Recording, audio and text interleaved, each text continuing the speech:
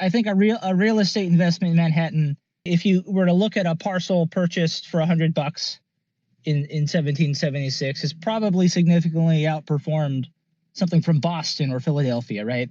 I don't think you necessarily have to predict which is going to be the right coin, but we do at least have to imagine, well, which ones lend themselves to that upside over time. So obviously it's something of a bet on which currencies are probably going to be the most demanded for smart contracts in the future, as we get into thinking about the way DeFi is employed.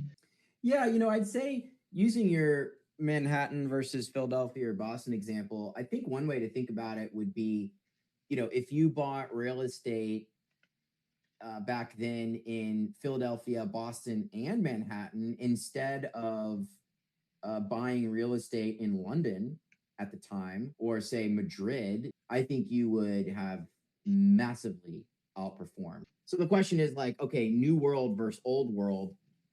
If you are back in the 1700s and you want to set your family up for generational wealth, do you buy a bunch of London property or do you sell it and go to the new world? I think this is kind of what we have here. This is a new world, and yeah, I don't know, is Bitcoin going to be the Manhattan or is Solana going to be the Manhattan? Tough to say, but I think all of these are going to be better than real estate, in Manhattan in 50 years or 25 years. I think this thing is going to run a lot faster. The pace of technological adoption is growing exponentially. Yeah, I mean, I think the corollary is there. Like the new world is digital economies and digital states or network states, as Balaji talks about them. And so you should stake out your claim there versus the quote old world.